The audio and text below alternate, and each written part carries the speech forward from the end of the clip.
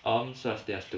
Perkenalkan, nama saya Ika Didar Mawedana Putra, NPM 202033121235 dari kelas D5 Akuntansi. Di sini saya akan menjelaskan poin-poin dari siklus ekonomi. Yang pertama itu adalah definisi siklus ekonomi. Ekonomi siklik atau siklus ekonomi adalah fluktuasi atau keadaan tidak tetap atau berubah dalam perekonomian yang membentuk pola ekspansi, puncak, kontraksi, dan palung yang berkaitan dengan naik turunnya harga pasar. Tahapan tersebut berulang sering berjalannya waktu. Untuk menunjukkan tahapan siklus ekonomi saat ini, kita dapat mengamati sejumlah variabel, terutama produk domestik bruto atau PDB, inflasi, total lapangan kerja, dan pengeluaran konsumen. Yang selanjutnya adalah definisi tiap-tiap tahapan dari siklus ekonomi.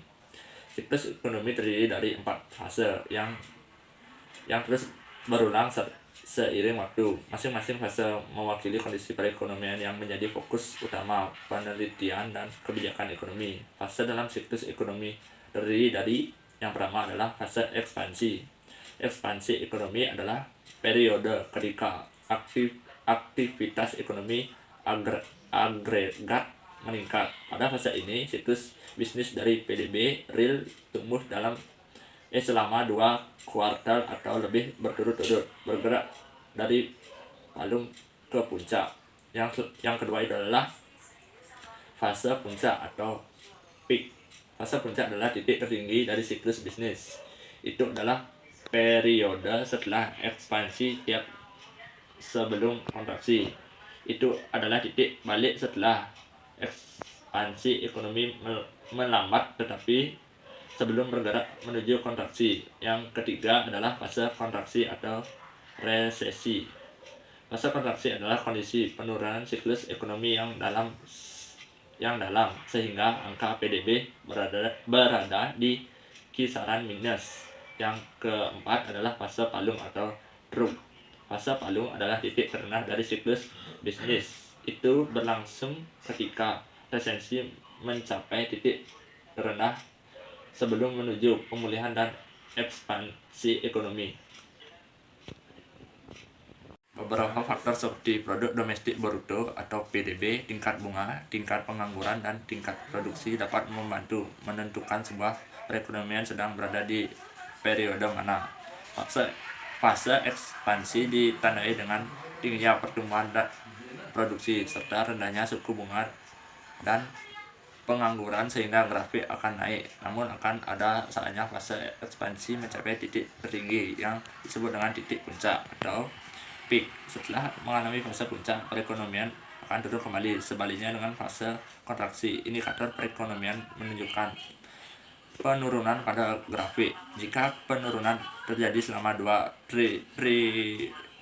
triwulan berturut-turut, sering disebut resesi. Tidak ada durasi atau jangka waktu yang pasti atas masing-masing fase. Bisa saja pada satu periode masa ekspansi lebih panjang dibandingkan masa resesi, atau malah sebaliknya. Namun demikian urutannya tetapi sama, yaitu ekspansi, titik puncak, kontraksi, titik rendah, lalu kembali ke fase ekspansi. Meskipun pada fase naik dan ada fase turun, pada umumnya negara berkembang memiliki tren output atau PDB yang terus meningkat. Fase pelemahan atau resesi ekonomi biasanya ditandai dengan memburuknya indikator perekonomian, seperti banyaknya perusahaan yang bangkrut dan berakibat meningkatkan kredit macet, yang berarti meningkatkannya tingkat non performing loan atau NPL. Bagi perbankan, tingginya NPL merupakan suatu yang tidak diharapkan. NPL yang tinggi dapat menurunkan rating dari lembaga pemeringkat, dan turunnya rating bisa berakibat turunnya tingkat kepercayaan dari investor. Selain itu, NPL yang tinggi juga membatasi ruang gerak bank dan melaksanakannya fungsi intermediasi dan menyulitkan ekspansi ketika memasuki periode ekspansi. Sekian presentasi dari saya. Apabila ada salah kata, saya mohon maaf sebesar-besarnya. Saya tutup dengan Pramu Santi. Om Santi Santi Santi Santi Om.